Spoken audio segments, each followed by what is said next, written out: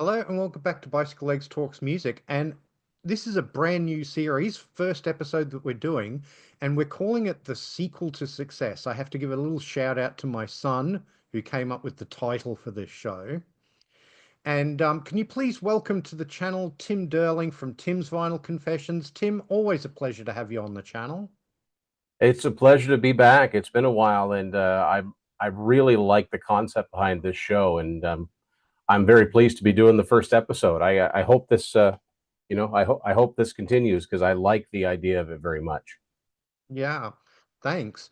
Um, so the idea of this show is we're talking about the album that came after a huge, huge album. So I haven't got one of this particular one planned, so I'll use this as an example. So say talking about Michael Jackson, we would be talking about Bad coming after Thriller, which was, like the best-selling album of all time. So that's the sort of concept we're going to be looking at in this series. And today we're going to be talking about Boston's second album, which is Don't Look Back. So there's the 8 track. Very nice. Now, this came 2 years after Boston's mega, mega platinum debut album, which was this one right here. This came out 25th of August 1976. And then almost exactly 2 years later, we got Don't Look Back, because that was on the 15th of August, 1978. Now, in the 70s, 2 years between albums was a long time. And yet, I think Tom Scholz is on record as saying he felt like this album was rushed.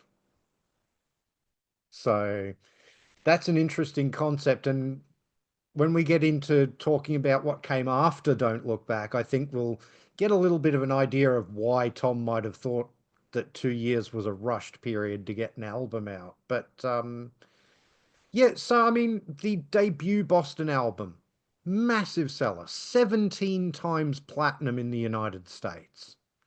Just ridiculous numbers. And so, hard act to follow. And this is the album that they came with. What are your sort of initial thoughts about like that first Boston album and then coming into Don't Look Back? Well, I think the Boston debut is about as close to a perfect album as you can get. I mean, if um, I think if Boston did nothing else but that one album, their place in rock history would be secure because Oh yeah. they got it right the first time, you know. I mean, the 70s was a period where most of the time the classic bands, yeah, they may have had good first albums. They weren't the classic albums. It took them a while to develop. Aerosmith, Rush, Queen, yes. Um, I mean, Led Zeppelin, yeah, that was a different stratosphere, but they were pretty much fully formed right from the beginning. But a lot of bands took a long time to just hone in on what made the band tick. But I think what people need also to understand about the first Boston album is that it was many years in the making. To the world, it seemed like they came out of nowhere, but to Tom Scholz, he'd been struggling for years to get a deal and doing home demos and recording and overdubs and so when this album came out, it had been a long time. It's just because it's the first album, no one knew that, if it back maybe back in his mind, this should have come out in 1974. You know what I mean? Um, Mm.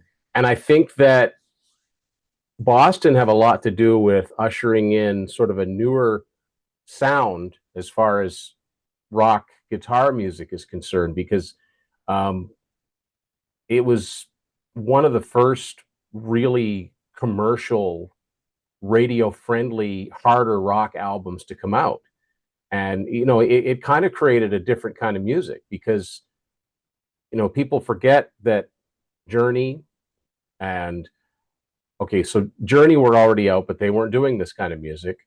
REO Speedwagon had already been at it for a few years. They weren't doing this kind of music. So even though, Journey were recording at this point, REO Speedwagon were recording at this point, Styx were recording at this point, they hadn't developed into the sounds that would make those bands stars and give them hits and multi-platinum albums.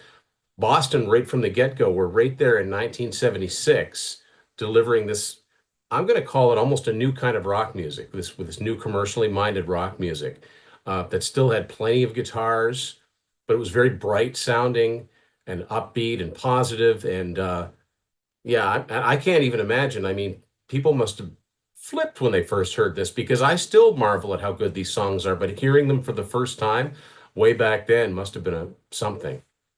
Yeah, absolutely. And obviously it, resonated with the record buying public because, as I say, it sold 17 million copies in the Yeah. United States alone. And it continues to sell. I mean, it Yeah. every so often it'll recertify. Like it's like Fleetwood Mac's Rumors. It's an evergreen album. Somewhere, somehow, at some time in the world, probably as we're speaking, someone's picking up that first Boston album for the first time. Yeah, absolutely. Like I first got into that first Boston album in the mid 80s. It was introduced to me by a friend who said, "You have to listen to this." And the track he particularly played to me was Foreplay Long Time. Oh yeah, So, and that I was instantly hooked. yeah, So as we say, incredibly tough act to follow. They bring out this album in 1978, Don't Look Back. And yeah, you notice mine's got like it looks like a hype sticker on it. That's yeah. actually not a sticker, that's printed on the cover. Oh wow. Okay. Yeah. I love this So, artwork. I think this is Tony Lane is credited the artwork. Tom Schultz as the cover concept, and yeah, this is just gorgeous, gorgeous yeah. artwork.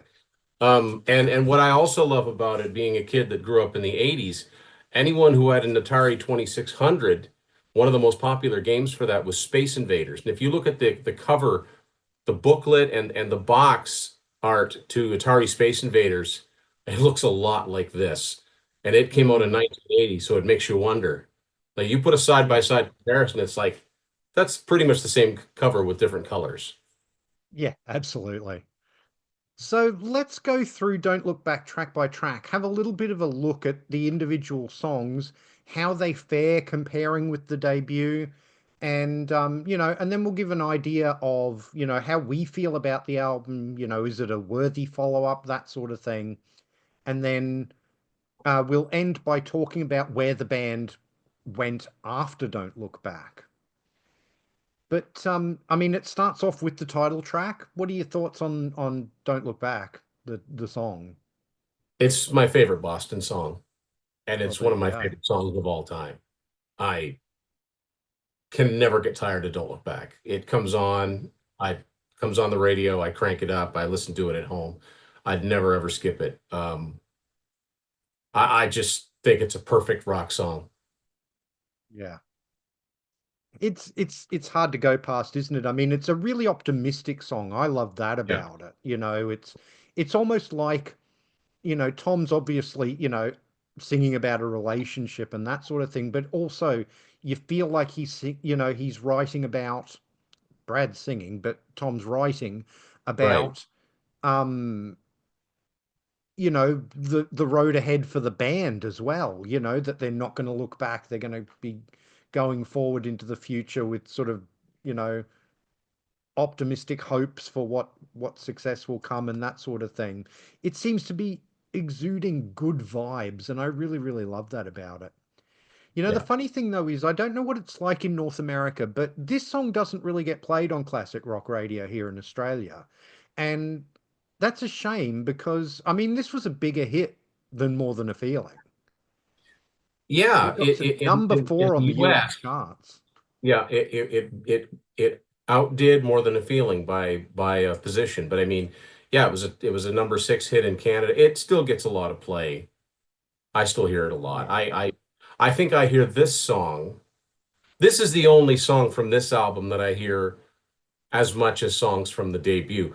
The debut Boston album, I think that at one time or another, I've heard every song on that, all eight songs from the debut Boston album, I've heard on the radio at one time or another. And I can't say that about many albums. But Don't Look Back matches that for popularity, I think, to this day here. Yeah. Yeah. No, it's a really, really great song. and it's got those, layered guitars, which I love, and those vocal harmonies. There's like, I don't know how many Brad Delps are singing those vocal harmonies, but it's just Overlapping, right? absolutely Yeah. wonderful. Yeah. Um, and it's got those guitar sound effects that, Tom liked to do that. Oh, the pick Pew, slides. Yeah, I yeah. mean, I don't know. I've never really thought about it, but I mean, you think of Van Halen and Eddie did a lot of pick slides in his Mm, riffs and soloing and his overall playing. I can't, I think Brian May did it a little bit, but I mean, Tom Scholz, every song, he's got that yeah. sweeping across and it works every time. It's just a cool sound. It's like a jet taking off. Yeah, exactly. It's not just the pick slide, it's whatever effect he's using on it to give it that, Yeah. I mean, spaceship kind of Tom sound. Scholz is a gearhead. I mean, and yeah, you're right. I mean, lyrically, yes, it could be a relationship song, but the song is structured in a way, especially where you've got as the song picks up for the last time, you've got that, it's like a spaceship lifting off. It feels like something bigger. Yeah, It feels epic. absolutely. But, I agree with you. It's a great song. I think it's a worthy successor to More Yeah. Than a Feeling. Yeah. Then we get The Journey, which is quite an unusual track. Certainly, I don't think there's anything on the debut that's analogous to The Journey. No, even like the foreplay part of Long Time is an instrumental, but it's a fully fledged song. But the Mm, journey is more atmospheric. It's a minute and 41. I've just got the record out here. So it's a yeah. minute and 41, and it kind of is meant to be a seg into the next song proper. It's easy. I mean, it's okay. I think that one of the problems that we're going to run into with this album is that even though it's got 8 songs on it, as the first album does, it feels incomplete. And I Mm, think Tom Scholz has said as much. I think if there'd been a couple more songs on it, it might have felt like more of a complete album. And it almost would have made sense to put another actual song yeah. after Don't Look Back before, but for your second song to be this sort of spacey instrumental. I know it segs out of Don't Look Back, but it feels like there should be something else there. Yeah. I like it as an instrumental. My only problem with it is I wish it was longer. It feels like almost an afterthought, as you say. Yeah. Um, it if it had been a little more fleshed out, if it had been, instead of being a minute 44, if it had been sort of 3.5 minute instrumental, I think it would have worked better. But I do like the sort of, spooky sci-fi sound to it. It's rather cool with that sort of blend of organ and then the acoustic guitars and then the electric guitars come in. There's no percussion on it. It's really atmospheric, and I like the actual melody that it plays. And as I say, it's not analogous really to anything on the debut because, as you say, Foreplay is an instrumental, but it's a big, rockin', uh, I've energetic instrumental, whereas this I've is always soft thought that and Foreplay is the best Deep Purple instrumental that Deep Purple never did with that organ. I always thought of Deep Purple when I heard that. yeah, yeah. But I like the journey. I want to love it, but it's really, as you say, it's only a bridge. It's a segue between Don't Look Back and It's Easy. Speaking of which, we get It's Easy. That's a good song. I don't think there are I don't think there are any bad songs on this album. And they have, especially on these first 2 albums, they have such a singular sound. There is absolutely no mistaking them for any other band, except for the Mm, fact that I said Foreplay reminds me of Deep Purple. But when you've got Brad Delp singing and you've got not just Tom Scholz, but we have to give Barry Goudreau some love here too, because I think Barry did most of the leads. I think Tom's the mastermind, right, and the main songwriter. But I think Barry does a lot of the leads, or at least they double up. But I think it's the equal to anything off that first album. It's an upbeat song. Another thing about Boston, I think that makes them stand out is that I'm going to try to say it in general terms, but in terms of tuning guitars, standard tuning or what they call A440, you know, the E being the lowest note that you hear, on a standard six-string guitar. But I think what Tom does and what makes the Boston sound so bright is I think, like some bands will tune down to sound heavier.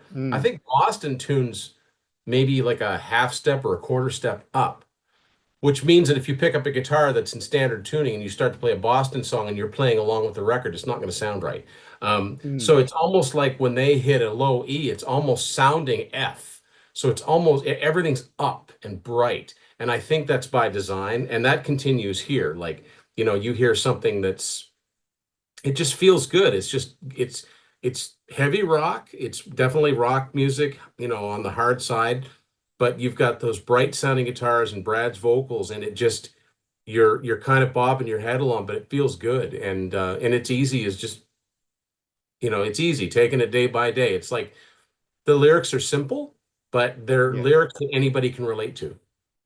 yeah, absolutely. It's got if I could say, it's like this song has a foot in hard rock and a foot in power pop, Yep. you know, because it Yep. has that catchiness to it.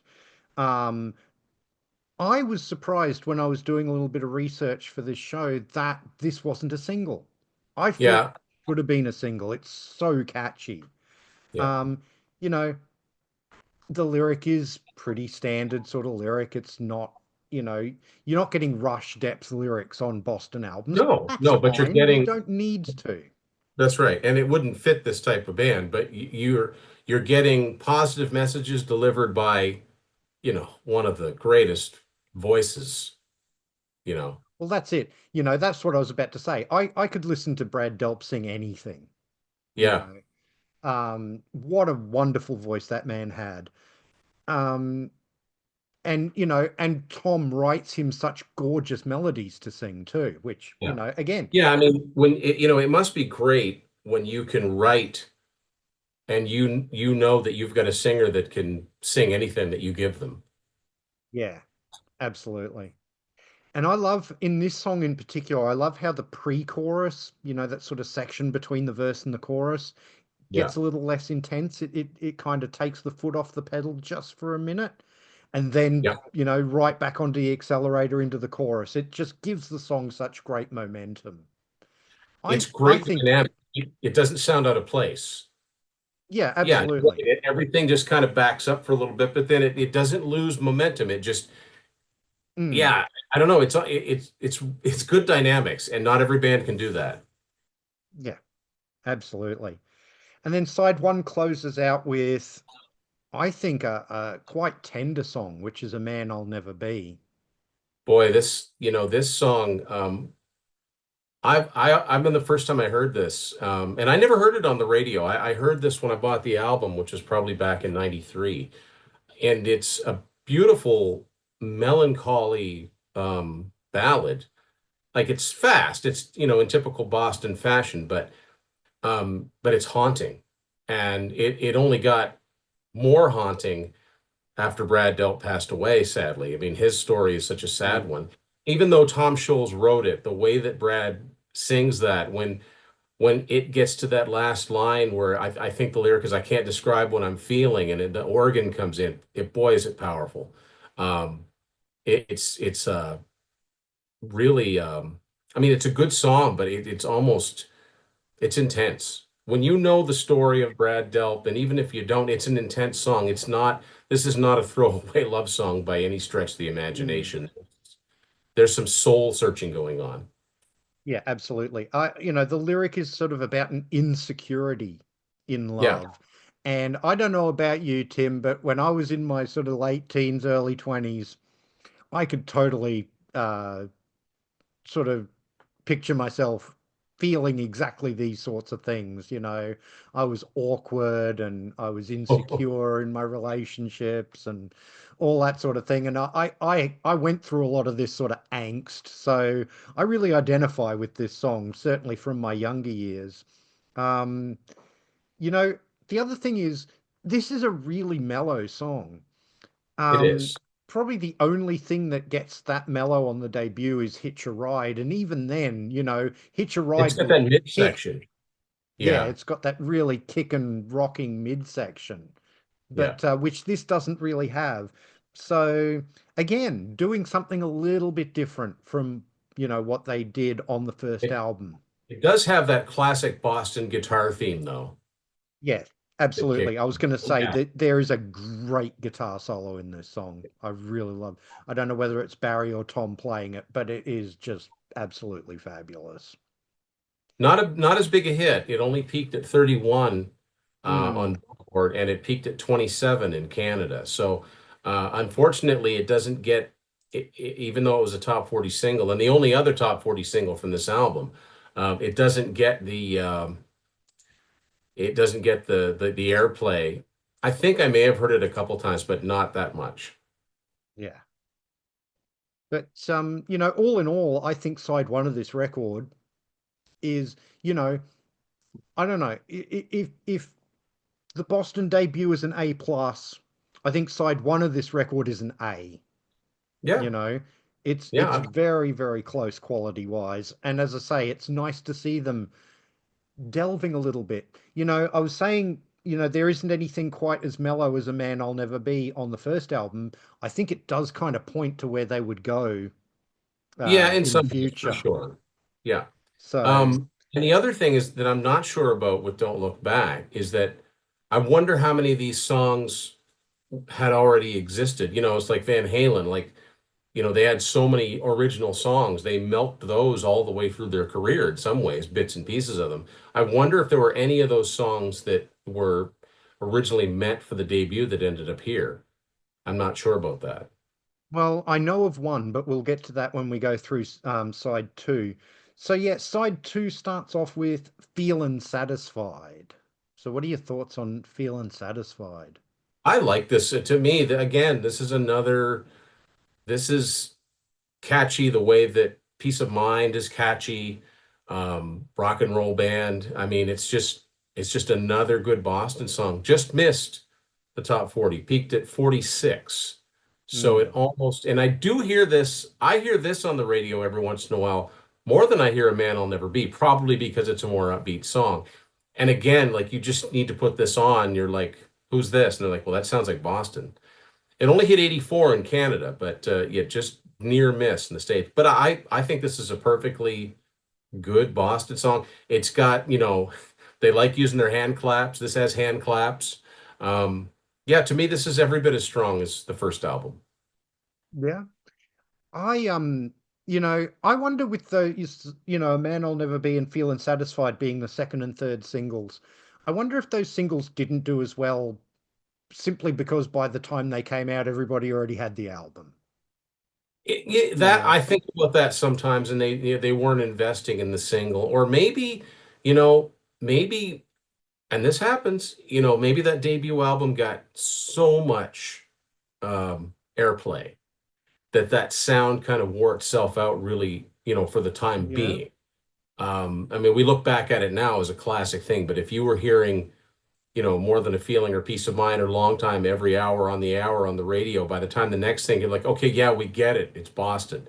I don't know. I don't know if that's why it tapered off so quickly because, um, yeah, it just seemed to drop. We're talking about a drop, but we're still talking about a huge selling band. But as far as the popular, the radio was, concerned, yeah, it's easy. Could have easily been a fifth or, a fourth single. They never seemed to go any deeper than that. Maybe that was a record label decision. Maybe it was Tom Scholes saying, no, pull the plug on it. We're done. We're going to go back in the studio. I'm not sure. Yeah. No, fair enough. Musically and lyrically, I think Feeling Satisfied is just born to be played in arenas, isn't it? You know, Yeah. it's about rock and roll itself. I do feel like it's a little consciously trying to be a sequel to Rock and Roll Band. So that's maybe the Maybe. only, Part of me thinks that, I think that's just the way that Tom writes. I think yeah. that's just the way he writes songs. I don't think he doesn't do, dour and depressing. Yeah. No, fair enough. Um, you know, as with everything on the album, it is absolutely meticulously performed and produced. It sounds gorgeous. As I say, my only sort of minor quibble with it is that it does sound like a little bit of a rehash, but it's a minor quibble. Then we get the song Party, which is co-written by Tom and Brad. Yeah, Um, and that's not something that you see an awful lot. I mean, to me, this one sounds like they're trying to redo Rock and Roll Band with that sort of mm, party atmosphere, literally. I mean, I think it's okay. I maybe this one maybe sounds more like an outtake from the first album and not a song that can go toe to toe, you know. yeah, So if the album starts to run out of steam for me, it's about here. yeah. Yeah, look, I agree with you. I mean, the lyric is a very typical, again, rock and roll lyric, about going to a party, getting with a girl and having a bit of a fumble in the closet sort of thing. Yeah, Um, you know, and the what I do like about this song is that kind of fake out intro that it has. yeah, It's got yeah, this little, it feels like that beginning bit. I felt like Tom just wanted to play something a little bit twiddly. yeah. And so he stuck that on at the beginning, but it's great because you think you're getting one kind of song, and then that intro stops and it goes into a completely different direction and goes into that big sort of uh, boogie style Boston rock and roll. Um, but yeah, I mean, both of these, Feeling Satisfied and Party, I think Party more so feels like a rehash, and um, not to say that I don't enjoy it when it's on, but it's not a song that sticks with me like the songs on side one do. So, It's what I find when I look at the songs on here, I can remember the choruses on all of them. mm, But when I think of the first album, I remember all the parts of the songs. The hooks were just built in, the verses, the bridges, the solos, yeah, the drop down sections. There were hooks everywhere. I don't find them, except for, of course, Don't Look Back, and there is exceptions. But I don't find that every song on here you remember every single part of them just by seeing the title. You got to hear them. And then you yeah, go, oh yeah, right, it does this part here. yeah.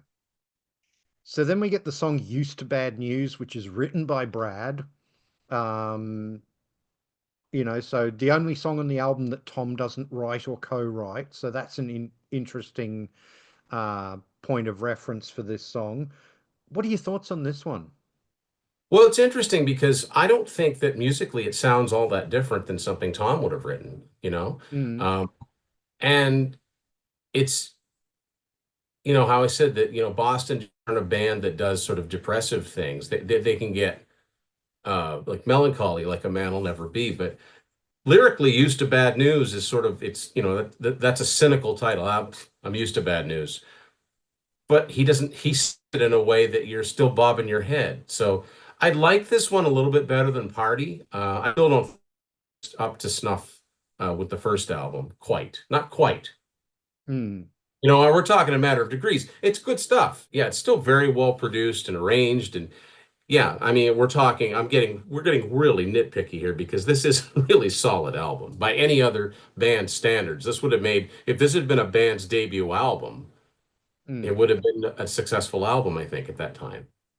Yeah, absolutely. It's a really heartfelt lyric on Used to Bad News, so I actually wonder whether Brad was writing from personal experience on this song. It's interesting. I Um, don't know, I don't know a lot about these guys personally, yeah. that seem to be their own, they seem to exist in this vacuum. And plus, I mean, once you get past this album, it's really only Brad and Tom that are, yeah, I really don't know, really don't know much about them personally, other than, of course, you read a lot about Brad when he passed away, but, we don't know Yeah. how much of that was speculation or whatever, right? Yeah. I mean, there's some really good organ on this song from Tom, which I really Yeah. like. It's probably the closest he gets to playing some of that really sort of fancy organ that he did on the first album. Yeah. and there's a tasty guitar solo on it too. I definitely like this song. Probably this is probably my favorite song on side two. So, which is interesting because I think we'll talk about the closing track on this album, and it will correspond to the closing track on the first album, which was a Brad song as well. But the only other thing about this song too, I don't know if you've noticed, but there is like the first verse on the lyric sheet doesn't actually make it into the song.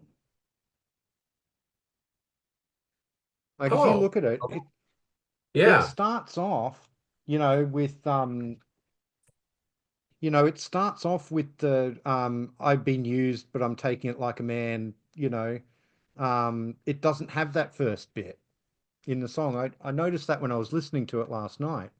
I wonder if that's a case of maybe this was one of the last songs recorded and they had to submit the artwork and everything, for the label to get it pressed up. And at the last minute, they said, let's just cut that first part out.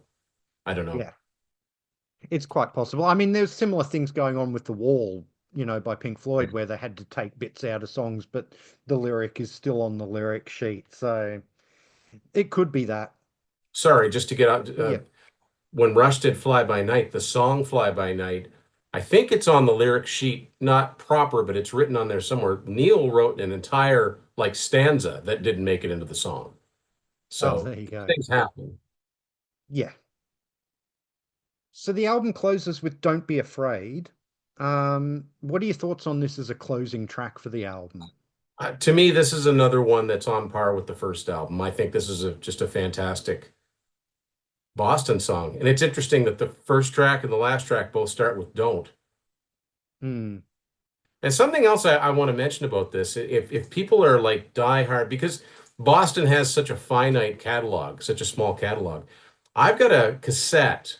I've got nothing to play it on now, but of a bootleg that's circled around, and people are into collecting bootlegs for Boston. They know what I'm talking about. There are two songs that they performed on the first tour that have never made an album.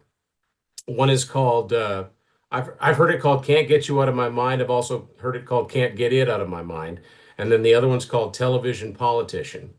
And my thoughts are they just sounded like Boston songs to me. And like I said, with this album, I think it just needs to be a little bit longer.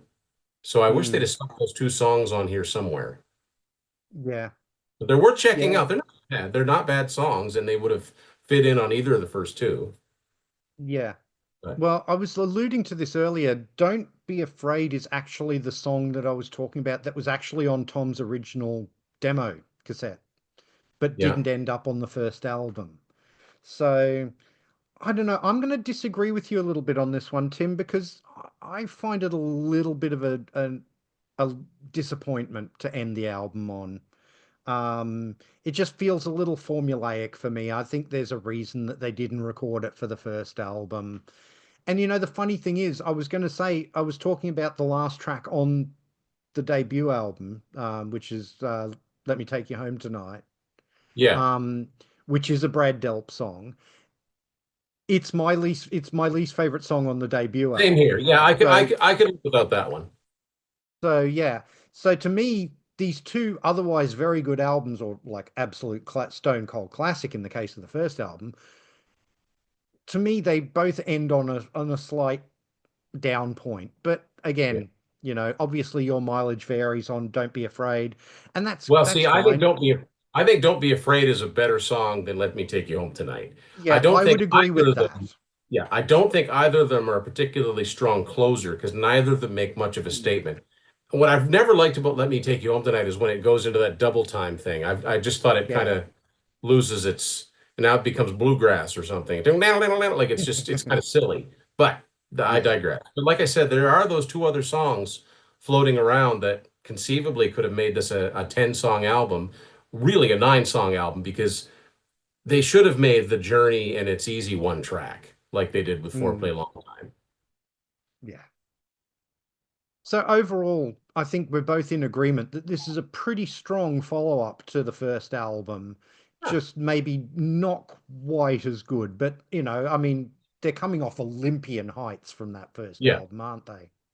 Yeah, I mean, they're going from an album that sold, like you said, 17 million. It's a diamond album here in Canada, which is a million sold. It's a population thing up here. So our sales rankings are a tenth of what they are in the US. For an album to sell a million copies in Canada, that's a big wise. And then, so Don't Look Back is now at 7 times platinum. So I would imagine one of these days this album will probably certify diamond. I think it will because it's still available. In Canada, it's at 400,000, which is 4 times platinum. So it works out to about the same percentage wise. But I think it's a fine album. I don't think it's nearly as bad as Tom Scholz thought it was. You Mm. can't sell 10 million copies every time. I don't know how much the first album sold in its initial life, but you just can't do that every time. It's not possible. Well, yeah, absolutely. I mean, I think any band is going to be, more than pleased with selling, 7 times platinum in any territory. Yeah. And the other thing is that most bands, if they have a big selling album like that, it's not their first one.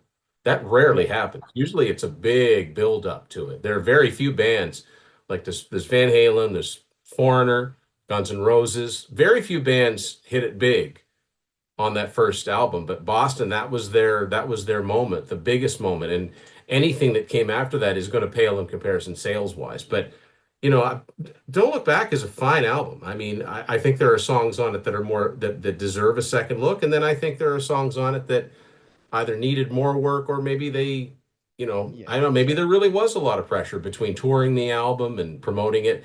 I don't know because you're right. In the 70s, it was an album a year, sometimes two albums a year. So 2 years was an eternity for the record company to wait. And Tom Scholz followed no clock. He went to the beat of his own drum to, I think, in some ways, his detriment. But Yeah. we'll get. Yeah, absolutely. I agree with you. And so we're going to talk about now what happened after this album. And what happened after this album was, as far as Boston goes, not a lot. But as you were pointing out to me, there were a couple of side projects that sort of happened in between this and the next album, because Well, the next Boston album took 8 years. yeah. And it's when I first became aware of them.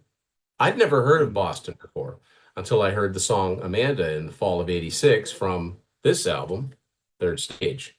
Yeah, the 8 track, they trimmed it a little bit, looks a little different. This is Yeah. a this is a record club only, not the easiest thing to find. And it's they're on Okay. MCA now. But this album, if you read the liner notes of Third Stage, they started recording this in 1980. So that's Mm.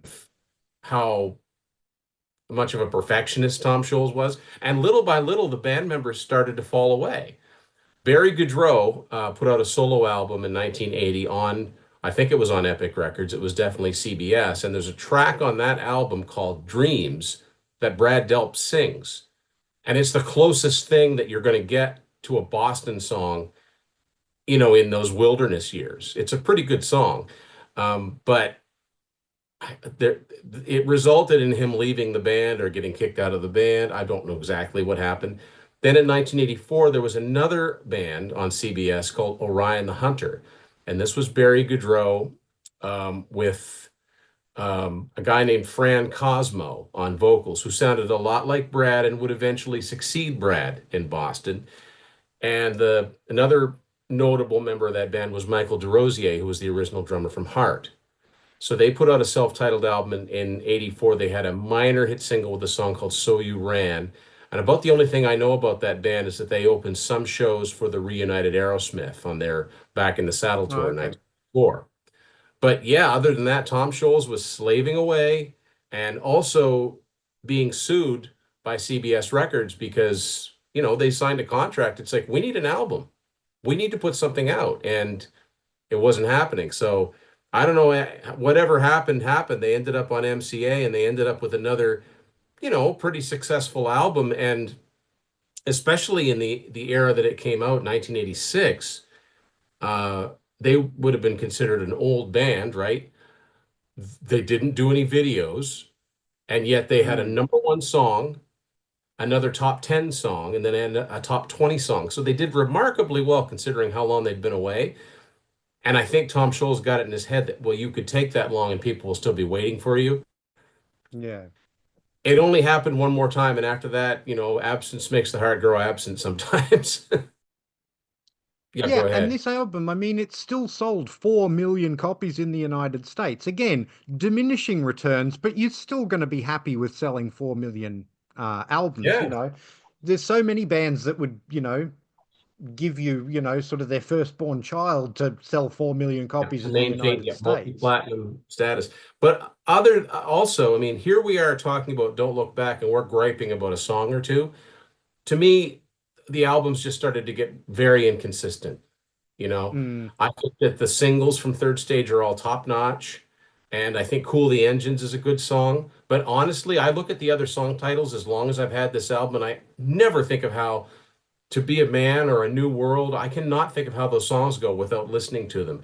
There's just something mm, that, the consistency just wasn't there. And maybe some of that is like you just can't take that long in between, and it's too much to live up to. I'm not saying settle for less. I'm saying that the listening public, we get anxious, we get antsy, we want to move on to new things, which is why, again, I'm really amazed.